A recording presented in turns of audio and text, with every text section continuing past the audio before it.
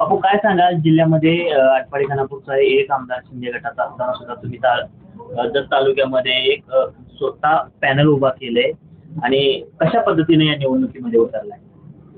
बघा, सांगली जिल्ह्यामध्ये तशी पूर्वीची शिवसेनेची ताकद तशी कमी आहे. एकमेव आमदार आदरणीय सुहासभाई बाबर, त्यापूर्वी आमदार अनिलभाऊ बाबर, अशी परिस्थिती होती. सांगली जिल्ह्यामध्ये आपल्याला माहित असेल, शिक्षण सम्राट, उद्योग सम्राट, सहकार सम्राट, सगळे सम्राटच सांगली जिल्ह्यात आहे ना. त्यांच्या अवतीभोवती पहिलं राजकारण फिरत आलंय. परंतु आज तशी परिस्थिती राहिली नाही. गेल्या 3.5 वर्षामध्ये एकनाथजी शिंदे साहेबांनी मुख्यमंत्री असताना ज्या पद्धतीनं महाराष्ट्राचा सर्वांगीण विकास केलाय, म्हणजे आपण जे म्हणतो चांद्यापासून बांद्यापर्यंत, म्हणजे समृद्धी महामार्गाचा विषय असेल, जत शहराचा खास करून आपण पाहिलं 78 कोटीची पाणी योजना आहे. त्याचबरोबर MIDC इथं जतला दिलेले आहे.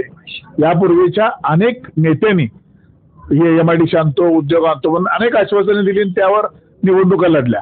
परंतु पहिला मुख्यमंत्री असा आहे की ज्यांनी या ठिकाणी नुसतं बोलले नाही तर करून दाखवलं. म्हणजे जतनं मला आमदार दिलाय का, जतनं मला नगरसेवक दिलाय का, जतनं मला जिल्हा परिषद पंचायत समिती सदस्य दिलाय का, हे न पाहता, म्हणजे ज्या पद्धतीनं बाळासाहेबांनी 1995ला टेंबू ताकारे आणि भैशाळ योजनेला त्या ठिकाणी गती दिली, त्यांनी असं बघितलं नाही की पश्चिम महाराष्ट्रातून किती आमदार मला मिळाले.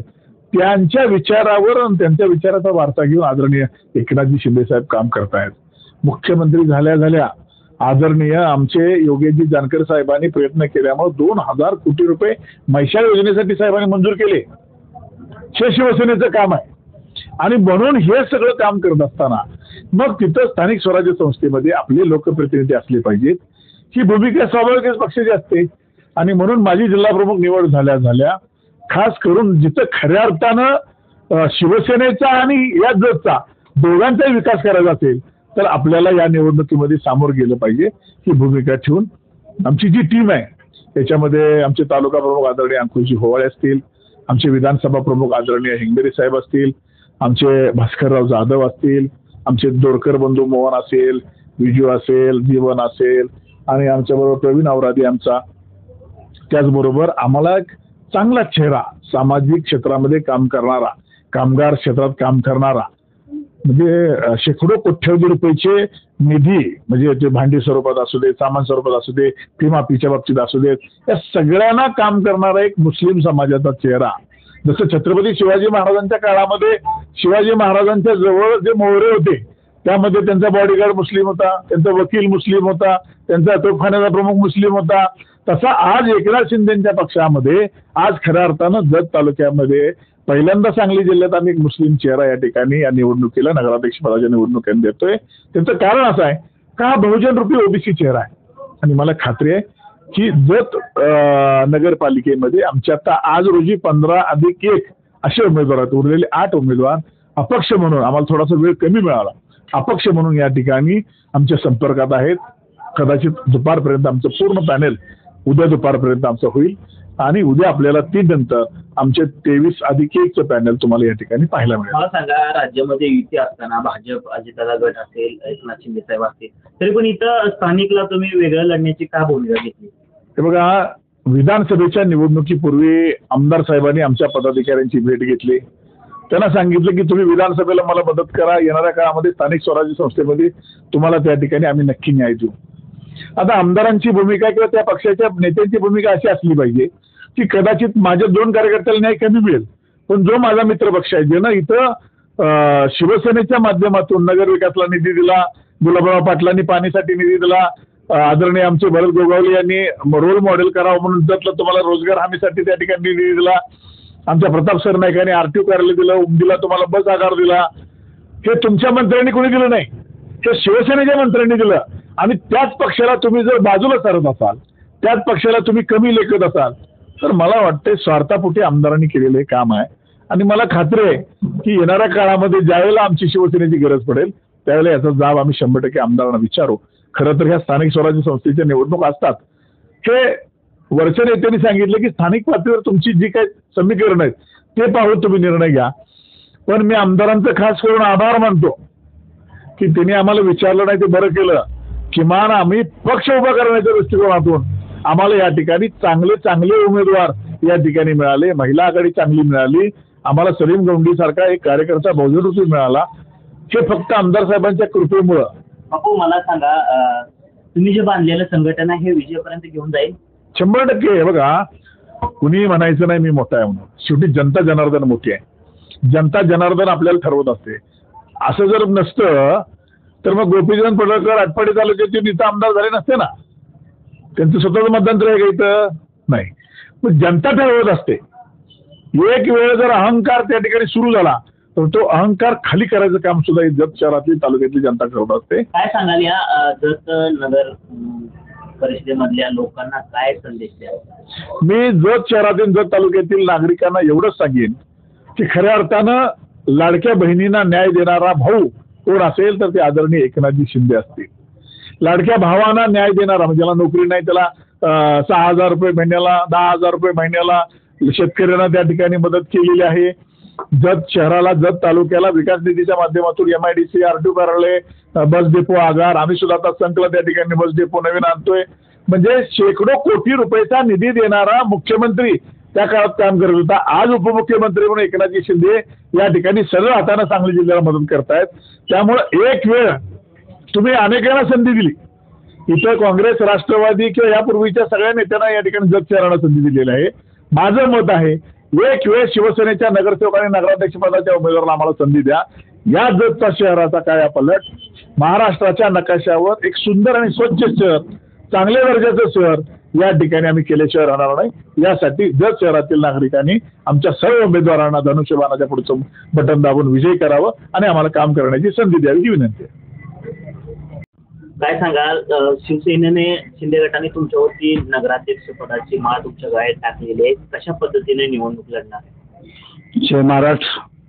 मी ही निवडणूक नगर परिषदेची नगराध्यक्ष पदाची जी काय उमेदवारीची जबाबदारी माझ्यावर या पक्षानं, या पक्षातील वरिष्ठ नेत्यांनी, आमचे बापू असतील, आमचे हिंगमेरे साहेब असतील, आमचे अंकुश वाळे साहेब असतील व जत तालुक्यातील शिवसेनेमधील काय पदाधिकारी असतील, त्यांनी माझ्यावर जो विश्वास टाकून मला नगराध्यक्ष पदासाठी जी उमेदवारी दिली व जत शहरामधील इतर प्रभागामध्ये जी नगरसेवक म्हणून माझ्या बहिणींना, माझ्या भावांना जी उमेदवारी दिली, मी प्रथमतः माननीय एकनाथ शिंदे साहेबांचा, त्यांच्या पूर्ण मंत्रिमंडळाचा व या सर्व पदाधिकाऱ्यांचा मी आभार मानतो. कारण का मी कुठल्याही पक्षाकडे उमेदवारी मागायला गेलो नाही. मी अपक्ष लढण्याचा निर्धार घेतला व अपक्ष म्हणून मी पहिल्यांदा फॉर्म भरला. त्याच्यानंतर मला होवाळे साहेबांनी, हिंगमेरे साहेबांनी माझ्याबरोबर संपर्क साधून मला बापूंची भेट घातली. मला एवढा आनंद झाला कारण मी काय काल आज राजकारण करणारातला माणूस मी नाही. मी गेली 20-25 वर्ष सतत राजकारणात आहे. कुठल्या पक्षाची ताकद किती आहे, कुठल्या पक्षाला न्याय देणार आहे, कुठल्या पक्षाला किती न्याय मिळणार आहे हे मला मी त्यात ज्ञात आहे. मी बांधकाम कामगार संघटनेच्या माध्यमातून आज तालुक्यामध्ये 8 ते 10 हजार माझी बांधकाम कामगार, नोंदणीत बांधकाम कामगार आहेत. प्रत्येक वर्षातील 25 सप्टेंबरला मी रिचार्ज करतो माझे बांधकाम कामगार किती चार्ज आहेत हे बघण्याचं काम मी प्रत्येक 25 सप्टेंबरला हजारो लोकांना घेऊन मी इथं कार्यक्रम घेतो. त्या कार्यक्रमाला मी सर्व पक्षाची लोक बोलवतो, सर्व जाती धर्मातली लोक बोलवतो. माझे पक्षातले माझ्या बांधकाम कामगार जे आहेत ते विविध पक्षाचे, विविध जाती धर्मातले आहेत, एका समाजाचे असं का नाही. आज महाराष्ट्रामध्ये जी RPL ट्रेनिंगचं जे मॉडेल राबतंय त्या मॉडेलमध्ये जत तालुक्याचं नाव आहे. जत तालुक्याने RPL ट्रेनिंग चांगली घेतलेली आहे. मला एवढा आनंद वाटतो की माझ्यासारख्या सर्वसामान्य अल्पसंख्याक OBC मला आज नगराध्यक्ष पदाची उमेदवारी दिली. नक्कीच आज या जत शहरामध्ये बरेचसे प्रश्न असे आहेत की गेली 20-25 वर्ष ही सत्तेत असून सोडू शकले नाहीत. कारण यांना जनतेच्या प्रश्नाशी यांना काय महत्त्वाचे प्रश्न आहेत जतचे. पाण्याचा प्रश्न आहे, अतिक्रमणाचा प्रश्न आहे, त्याच्यानंतर रोजगाराचा प्रश्न आहे, स्वच्छतेचा प्रश्न आहे. ही जे काय प्रश्न आहेत, आज महिलांना बाजारपेठेमध्ये एखादं स्वच्छतागृह नाही, दिव्यांगाचा प्रश्न आहे, आज विधवा पेन्शनांचा प्रश्न आहे. एवढी प्रश्न आहेत की ती प्रश्न आपण सहज सोडू शकतो. परंतु ह्या जे काय माझ्या समोर जे उमेदवार उभे आहेत यांना पक्षाशी किंवा यांच्या जी प्रश्नाशी ह्यांना हे निगडीत नाहीत. हे निगडीत जर राहिले असले तरी 20-25 वर्ष त्या पक्षात आहेत, सत्तेत आहेत, ह्यांनी कवा सोडवलं असतं. यांनी या प्रश्नावर यांना फार मोठा विचार करायचं काय कारण नव्हतं. अतिक्रमणाचा प्रश्न आहे, त्याच्यानंतर महिलांच्या स्वच्छतेचा प्रश्न आहे. बाजारपेठेमध्ये एखादी महिला जर समजा बाजाराला आली तर त्या महिलेला स्वच्छतागृह नसल्यामुळं त्याला फार म्हणजे इतर ह्याच्याशी त्यांना तोंड द्यावं लागतं. मी नगराध्यक्ष पदासाठी उमेदवार म्हणून उभा आहे. सगळे प्रश्न मी लगेच सोडून असे म्हणत नाही, परंतु गेली 2-4 वर्षामध्ये या सगळ्या प्रश्नाचा निपटारा मी करेन. कारण एकनाथ शिंदे साहेबांच्याकडे नगर विकास खातं आहे, माझे बापू आहेत, माझे हवाळे साहेब आहेत, हिंगणे साहेब आहेत, माझी शिवसेनेची टीम आहे. आम्ही एकनाथ शिंदे साहेबांना भेटून ह्या ज्या काही विषयावर नगर विकास माध्यमातून जास्तीत जास्त जेवढा आपल्याला जर शहराचा विकास करता येतो तेवढा विकास करू. नक्की आम्ही थोड्या दिवसात ही प्रश्न सोडवण्याचा, या प्रश्नांना मार्गी लावण्याचं काम आपण करू. तरी माझी जत शहरातील सर्व बंधू भगिनींना, मतदार बंधू भगिनींना, कारण मतदार बंधू भगिनींनीच आम्हाला म्हणजे निवडून देणार आहेत. मी मतदार बंधू भगिनींना मी विनंती करतो, लाडक्या बहिणीसारखी योजना त्यांनी आणली. जी आता विकास दिसतोय तो आमच्या एकनाथ शिंदे साहेबांचा आणि त्यांच्या कॅबिनेटच्या माध्यमातून हा विकास झालेला आहे. कोणी मी केलं म्हणण्यापेक्षा हा विकासचा निधी कोण दिला आणि कोणी आणला ह्याच्याकडे जरा जनतेने गांभीर्याने लक्ष देऊन माझी सर्व जनतेला माझी विनंती आहे. उर्वरित जी प्रश्न आहेत ते आम्ही लवकरात लवकर सोडू. आपण धनुष्यबाण या चिन्हावर एक विश्वासानं आपण मतदान करून आम्हाला नगर परिषदेत पाठवावं एवढी माझी कळकळीची नम्र विनंती आहे. एक महिन्यापूर्वी तुम्ही भाजप सोडलं. भाजप सोडण्यापाठीमागची कारणं काय आहेत आणि शिवसेनेने एक मोठी जबाबदारी तुमच्यावरती टाकलेली आहे की विधानसभेचं तुम्ही इथल्या विधानसभेचं तुमच्याकडं प्रमुख पद दिलेलं आहे, याबद्दल काय सांगा? आता मुळात मी भाजप का सोडली तर आमदार साहेबांना निवडून आणण्यामध्ये माझं सिंहाचा वाटा आहे. तसं बघायला गेलं तर 2 वर्षापासून प्लॅनिंग आम्ही करत होतो. आमदार साहेबांनी मित्र असल्यामुळं, महात्मा गांधी विद्यार्थी हॉस्टेलमध्ये असल्यामुळे त्यांच्याबद्दल मला आपुलकी होती आणि त्यांच्यासाठी मी फार म्हणजे काम केलेलं आहे. पहिलं म्हणजे प्रत्येक कामामध्ये जतमधलं प्लॅनिंग असू दे, जे पहिल्यांदा 2 वर्ष आम्ही तेच करत होतो की आमदार साहेब जतमधून कसे निवडून येतात याची सगळी सूत्र जबाबदारी मीच हँडल करत होतो. म्हणजे निवडणुकीच्या काळामध्ये सोशल मीडिया असो, पत्रकारांना सगळ्या बोलवणे असो, लॉन्चिंग करणे, जे इलेक्शनमध्ये जे काय गोष्टी दिसून येतात त्या सगळ्या गोष्टी मी हँडल करत होतो.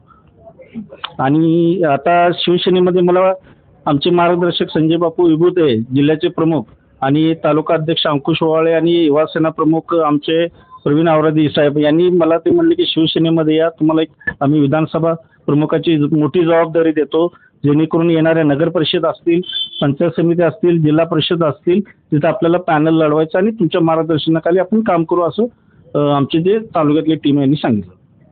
विजयाची रणनीती काय आपली? आता विजयाची रणनीती म्हटला तर मुळात जत शहर हे फार मागासलेलं आहे. मुळात जतमध्ये आज गटारीची समस्या असेल, घन कचरा व्यवस्थापनाचं हे असेल, गंधर्व वड्याचं काम असेल, यल्लामाई यात्रेमध्ये फार लोकांचा हाल होतात. ते काही दिवसामध्ये म्हणजे पुढच्या महिन्यामध्येच यल्लामाईची जत्रा आहे, तर जतचं ते ग्रामदैवत आहे. तर अशा काही गोष्टी आहेत की त्या गोष्टी ह्यांनी काही करू शकत नाहीत. मग मला सांगा, रस्ता, गटार, पाणी, वीज या मूलभूत गरजा आहेत त्या तुम्ही पूर्ण कराल, परंतु जतच्या वैभवात भर करणाऱ्या काही गोष्टी अंमलात आणण्याचा तुमचा प्रयत्न आहे का आणि काय गोष्टी असतील? 100% मुळात आमचे राज्याचे उपमुख्यमंत्री एकनाथ शिंदे साहेब आहेत आणि त्यांच्याकडेच नगर विकास खातं आहे. तर नगर विकास खात्याच्या माध्यमातून आता शहराला मुख्यमंत्री असताना त्यांनी 78 कोटी रुपये दिलेले आहेत आणि 2000 कोटीची पाईपलाईन ते मुख्यमंत्री असताना त्यावेळी दिलेलं आहे. काय करणार हे झालं, त्यांनी ते दिलं, तिथून पुढे काय करणार? तिथून पुढे आम्ही जे जत शहरातील रस्ते असतील, गटरी असतील, पाण्याचं तर आता सध्या काम चालूच आहे, ते एकनाथ शिंदे साहेबांच्या मार्गदर्शनाखालीच चालू आहे. अजून आहे बस स्टँडचं काम परिवहन मंत्री आमचे प्रताप नाईक साहेब यांच्या माध्यमातून चालू आहे. म्हणजे अशी बरीचशी कामं MH59 असेल, हे आमच्या शिवसेनेच्या माध्यमातूनच चालू आहे. भाजपच्या एकाही मंत्र्याने जत तालुक्याला 1 रुपयाचा निधी दिलेला नाही, सगळं शिवसेनेच्या मंत्र्यांनीच दिलेलं आहे. जतकरांना काय आव्हान करा? तमाम जतकरांना असं आवाहन करतो की आमचे जे नगराध्यक्ष पदाचे उमेदवार आहेत सलीमबाई गवंडे बहुजन समाजामधले आहेत, OBC वर्गांसाठी काम त्यांनी चांगलं केलेलं आहे, बांधकाम कामगारांसाठी चांगलं काम केलेलं आहे. तर आणि बाकीचे आमचे इतर नगरसेवक या सगळ्यांना बहुमताने धनुष्यबाणाच्या चिन्हावरती निवडून द्यावं असं मी विनंती करतो. आवाज माणदेशाचा, माणदेशातील प्रत्येकाचा. माणदेश प्राईम सबस्क्राईब करा आणि अपडेट रहा. नवीन व्हिडिओच्या नोटिफिकेशनसाठी बेल आयकॉनचं बटन दाबा. धन्यवाद.